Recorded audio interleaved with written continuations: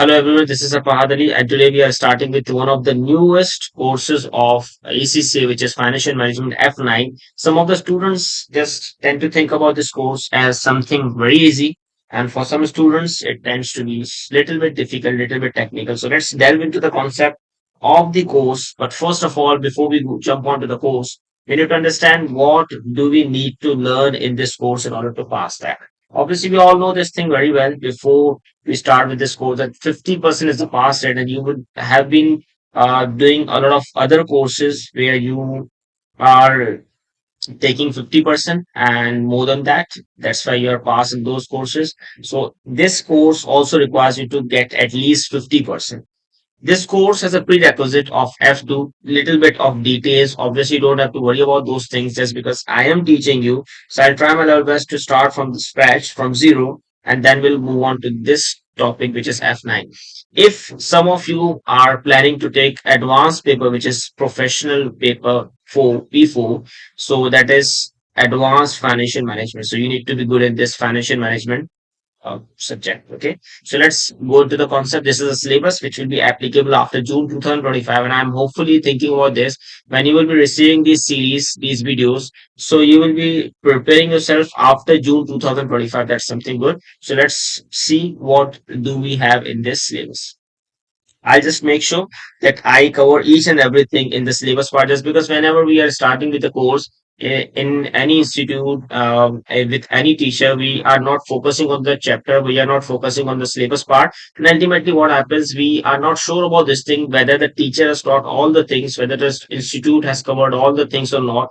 We need to cover all the things in the classes so that we should be sure about this thing. If we have covered everything, God forbid if there's a question in the examination, you're not able to attempt that question. So maybe you lose some marks, not full marks. So you should cover each and everything. You should not rely on the knowledge which is given in some of the classes, obviously not in all classes.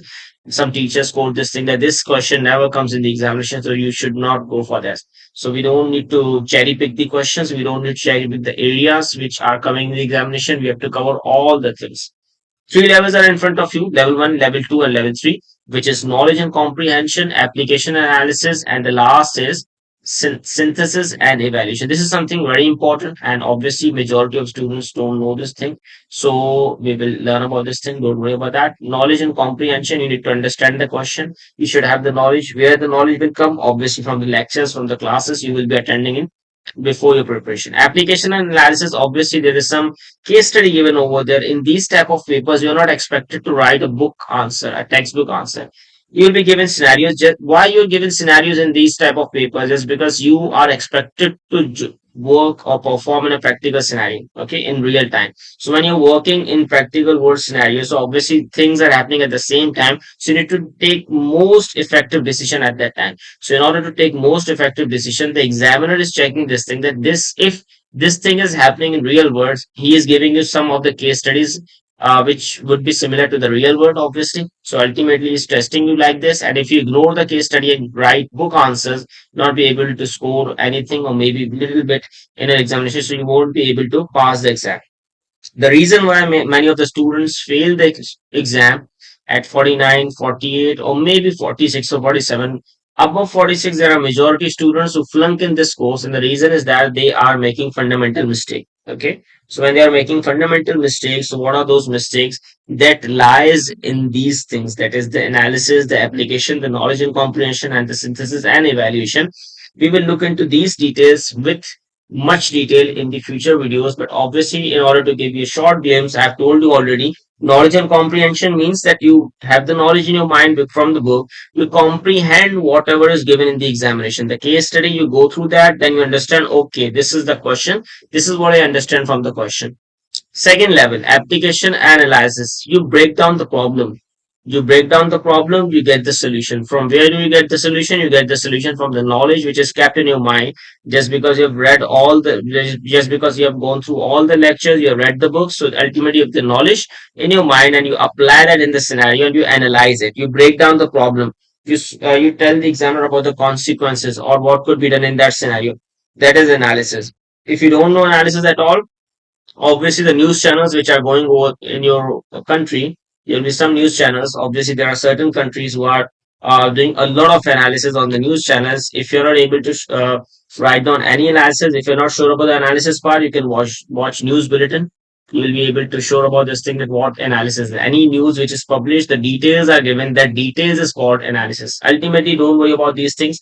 We'll be practicing all of the things. Level 3, synthesis and evaluation. Ultimately, when all the things are done, so in the end, we have to give an evaluation. We have to evaluate all the answer, and then we have to give a reasoned conclusion to the examiner, that which option or which method seems to be the best according to the question asked. So obviously, with the passage of time, we'll be going into these details, these minute details, but don't worry about that. We'll cover it in detail. Okay. Coming to the syllabus part, I'll not go with this syllabus part. I'll go with this detailed one. Okay, so that I can explain all the things which are important. So let's start for the basic one. Financial management functions. Obviously, we can't see full-fledged questions from here, but ultimately there are many MCQs which are in this paper. So this paper will ask you about the purpose, the nature. There are many students who will be quoting this thing to you, that you should not read this. These are not so much important from the examinations point of view, but you should cover each and everything. You never know, that 1 mark might be important for you. Maybe you're not able to understand the questions. God forbid, if you are not able to attempt the question in the examination just because of short time. So ultimately, you should have the MCQs cover with yourself, so that you are able to cover as much as you can in the examination. Okay. The nature and purpose of financial management. Obviously, the paper financial management, the first question which comes in the mind of the students is, what is financial management? So to understand this thing, that what is, we need to understand the nature, the purpose of financial management. How do you manage the finance? From where to get the dividends? From where to finance yourself? From where to get the loans? So managing the finance of the company, of the business. That is the basic nature of this course, that you will have to manage the finance of the company. Wherever you are employed, obviously after these papers, you'll be employed somewhere, and wherever you are employed, you have to give your best in the examinations. Sorry, in your performance, not in the examinations. Obviously, you give best in your examinations prior to your job. Okay. So the second is, explain the relationship between financial management and financial management accounting. What's the difference between management and accounting? Obviously, the accounting means whatever has been done in the past, and management means you do it regularly, and you do it again and again in every year, or maybe every 6 months. It depends on the company.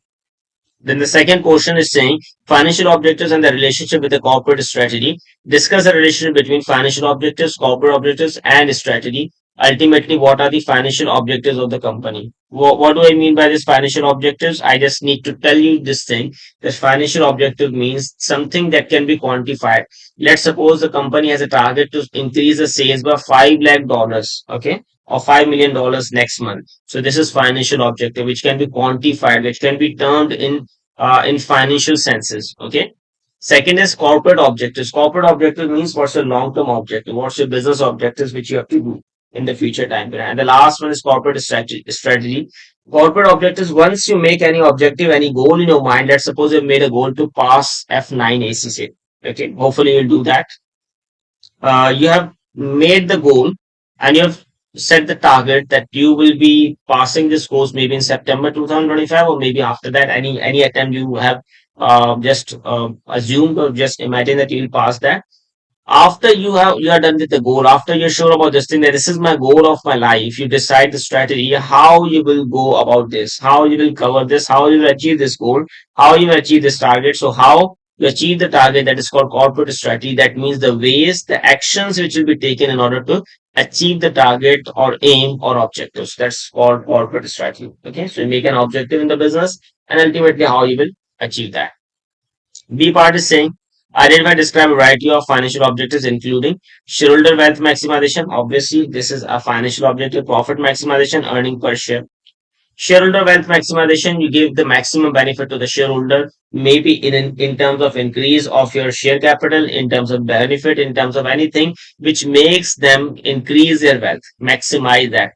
Second is profit maximization, you make sure that the costs are covered in a very efficient manner. And the last is earning per share, obviously whatever is remaining in terms of earning, so you have to increase that, so that more amount is remain with the ordinary shareholders. Ultimately, we'll go into the detail of all of these things, just giving a glimpse over here at this time. Stakeholders and impact on corporate objectives. Ultimately, what are stakeholders? Who might have learned this term maybe in F2, maybe in F1. earlier, but I'm repeating this term. Stakeholder means anyone who's affected by your activity. Your activity means obviously you are the business. I'm assuming that you are a business and you are doing some activities, activity of production, activity of services, anything you are doing, and anyone else is affected by your activity. Maybe the neighbor, maybe the competitor, maybe the society, maybe the government. So they all will become stakeholders. Don't worry about this thing. We'll go into the depth of this top chapter also, because obviously you cannot balance all the stakeholders, so there will be some conflict too. Maybe if you are satisfying the government of the country, maybe the society is not happy with your actions. Okay, you are doing some sort of carbon emissions, you are doing some sort of air pollution. So ultimately, the government is saying that you have to reduce the air pollution and you have reduced it to a minimum level. But ultimately, the society is not happy with you just because you are still making some carbon emissions. So that's something which is called conflict between stakeholder objectives. Government is saying to reduce your emissions and the society is saying you should not do at all. What to do in this scenario? Ultimately, we will do this in section number 3 when we will be doing with the financial management. Discuss the role of management in meeting stakeholder objectives. Again, that's a question mark too. What is the role? How powerful is the management to the stakeholders? Describe and apply ways of measuring achievement of corporate object, including ratio analysis using appropriate ratios such as return on capital. So ultimately, you will judge the performance of the company on the basis of ratios. We'll do some calculation and then we'll tell this thing whether this is something good or this is something bad on the basis of some comparators. Okay. We'll learn about that too in the later on chapters. Competition policy, government assistance for business, green policy, sustainability, and the corporate governance regulation. This green policy and sustainability is given stress a lot of times nowadays. Maybe if I can observe this thing, maybe after 2018 or 19, these type of things are taught more in ACCA at several levels, in several different courses. The reason is that because you can see that the world is becoming warmer and warmer. There is global warming in the whole world. So ultimately, the earth is not livable at all. There are many places where the temperature is rising a lot of times, and ultimately people are dying just because of heat waves. So this is one of the reasons that green policies and sustainability is also given importance in ACC examinations. Okay. Corporate governance, this is one of the rules that how the company should be governed. This is something which has been taught in ACC a lot of times, and there is a paper, ACC P1, a professional paper, the first paper of professional, which will tell you that how you should go about the corporate governance. But ultimately, now we don't have P1.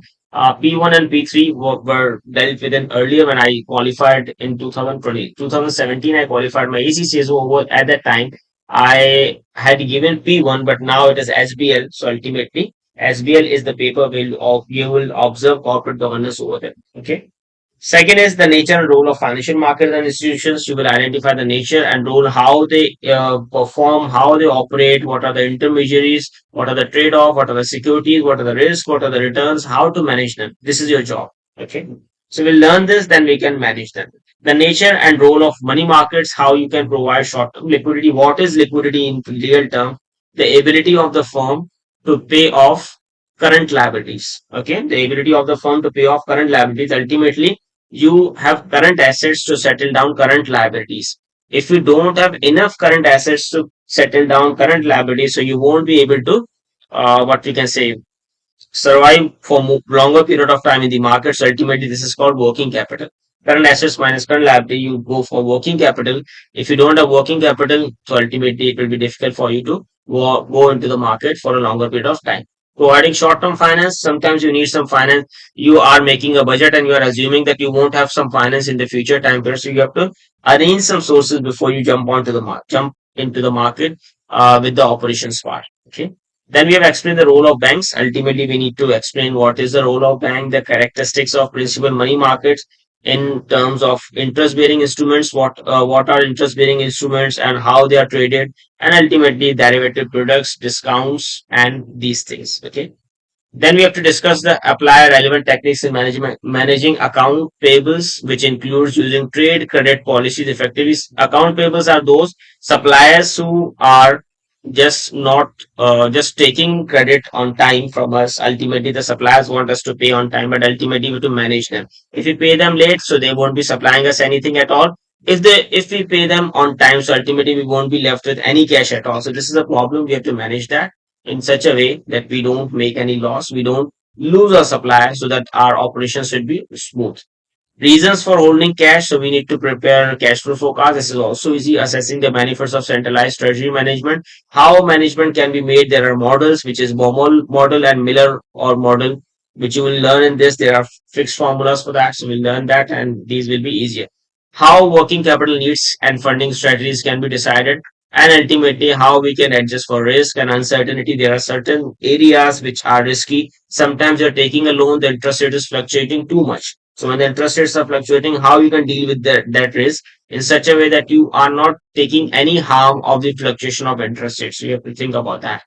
Then you have to see the uncertainty. There is a chapter which we'll learn in this investment appraisal. We'll talk about certain what we can say projects. We'll be discussing about the projects with the help of certain tools, which will decide which project is the best according to the calculations. Okay. Then we have cost of capital, which is CAPM model. We'll learn about that, how CAPM model applies, what are the problems with them, what is the benefit of that. Then there are certain cost of debts. We'll calculate that. And in the end, we have weighted average cost of capital, which is again an essential part of F9. Finance, how the finance can be raised for medium-sized SMEs, which is important. And the last is business valuation models and risk management factors. Okay. Obviously, this is what we can say a detailed part of the syllabus, but ultimately, if you go through the shorter part of the syllabus, these are the shorter key areas which are important. The financial management function, the environment, which will tell you about the role of financial markets, how they operate, how it can be approached, and how to make sure that we don't get any harm in that. We try to play safe in that market, but so safe that we are able to get the maximum benefit. It should not be so safe that we are not able to utilize the opportunities properly. Working capital management. Working capital means how you manage your current asset, which includes inventories, account receivable, accounts payable, and cash. Investor appraisal, we have already talked about that. I'll be giving you, the examiner will be giving you 2 to 3 projects where the company wants to invest. Ultimately, you have to decide about that, which product is the best project so far. But the problem is that it includes the time value of money, which says that today's $1 is equal to $1. But what about tomorrow's $1? If the amount is being given or if the amount is received after 1 year, so can we say that the $1 which will be received after 1 year is equal to $1 which is today's $1? Obviously not. With the passage of time, you already know this thing, that the time value of money says the purchasing power of dollar or any currency you talk about decreases with the passage of time. The $1 which can purchase a lot of goods maybe 5 years back, that particular $1 will not be able to purchase the same amount of goods today because the purchasing power of money has decreased. So we all agree with that. Okay. I've given you example of dollar. Ultimately, it could be any currency in the country. Business finance, obviously, you have to think about the sources of finance and which source is costly, which source is beneficial for you. This is your job. You have to manage it well in such a way that the company's cost is reduced, the cost of financing. Obviously, when you're taking a loan, you are giving some interest. So you should be arranging your funds in such a way that you're giving less amount more than the loan. Let's suppose if you're taking 10,000 loan and you have to pay 15,000 back because of interest. So ultimately, you make sure that you pay less to the lender. So you have to make sure you evaluate all the options in such a way that you are able to raise finance. So one example of this could be the trade credit, where the suppliers are asked to delay the payments. We ask the supplier that we won't be able to pay you after 1 month, maybe we will be paying you after 3 months. So this way, this is one of the benefit. If the supplier agrees, then we can pay them late, and ultimately the 3 months you have the cash which has to be paid to the supplier, so we can utilize the cash. But the problem is that the supplier might not be happy with our actions, as because the supplier wants the payment immediately, but still we are giving him payment after 1 month or maybe 2 months according to the market culture.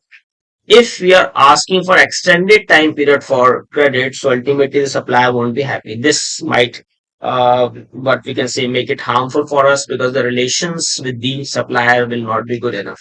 So ultimately, in the future time period, he might not supply us until unless we have a good high order, a bulk order, which the supplier thinks that this is something essential. This customer is important for me. So maybe if the supplier thinks like this, so ultimately this thing can be done. Otherwise, we cannot go for extended credit time from suppliers. Business valuations, we talk about the business valuation, we talk about the valuation of businesses through different models. We'll think about that, we'll talk about that. Risk management, ultimately there are some risks, which is exchange rate fluctuation, interest rate fluctuation. Already I talked about this. The interest rate is increasing.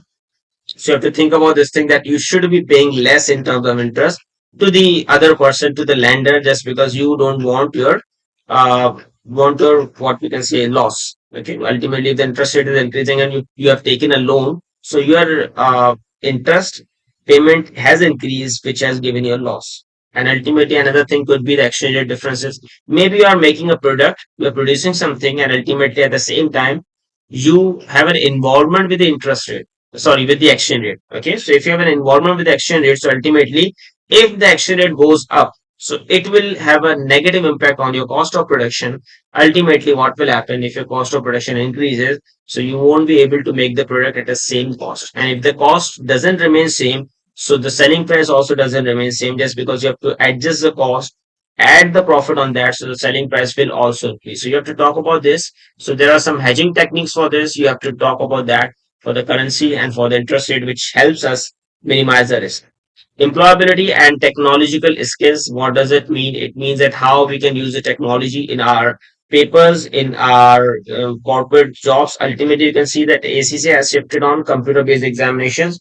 So this is one of the steps taken by ACCA to modernize all things and make sure that all the students who are taking these examinations are well versed with the technology, so that they do not go to the job and devalue the examination, obviously, because this examination, if the student passes the examination, hopefully you all will. So ultimately what will happen, you go to the market and you tell any of your employer that you don't know how to operate your computers, how to operate Excel, how to operate Word documents. So again, this is a what we can say a stain on ACCA reputation, just because everyone will think that ACCA doesn't train their students. This is something wrong. Okay, so let's talk about the structure of the examination.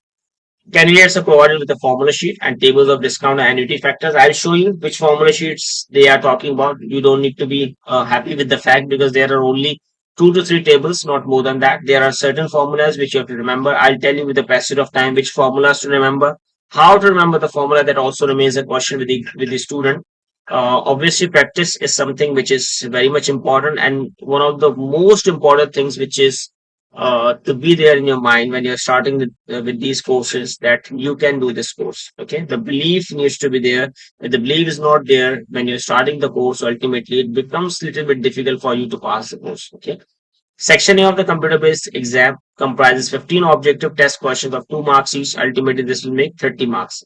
Section B of the computer-based exam comprises 3 questions, each containing 5 objective test questions. And Section C of the exam comprises 2 20-mark constructed response questions. The 20-mark question will mainly come from working capital management and investment appraisal and finance area of the syllabus. The Section A and B questions can cover any area of the syllabus. This makes 100 marks. What is the most important? Financial management, which is grasping all the concepts, learning all the concepts by heart in such a way that no one can challenge you. You have to learn such a way that you have to teach your friend or maybe some students after some time, maybe after 1 month, after 2 months. So you have to learn in such a way. If you ask me how difficult this course is, this is one of the most easiest course on this planet. So I can guarantee you this thing. If you enroll in this course, I can guarantee you that you can even get full marks in this. I have so many students who have learned this course from me, and ultimately they got full marks is because they had this belief, and whatever I told them in the classes, they followed this. Okay. So hopefully see you in the course. Goodbye. Have a nice day.